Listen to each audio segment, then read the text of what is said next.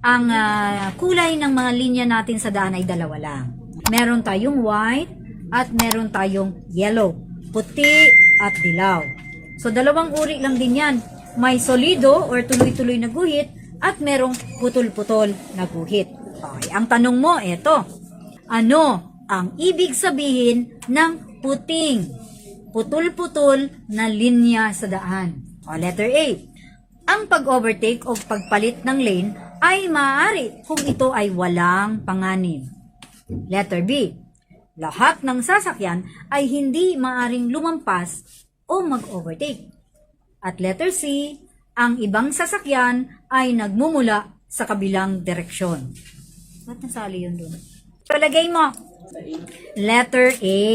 Ang letter A, ang pag-overtake sa puting putol-putol na linya sa daan ay pinapayagan kung walang panganib. Ibig sabihin, pag clear ang daan. Hindi porket, ay nako, putol-putol ito, pwede ako overtake. Kasi sabi ni ma'am doon sa LTO, pwede. Eh makasalubong ka. O may biglang mag-u-turn sa daan, nakamote. Or may patatas na tatawid.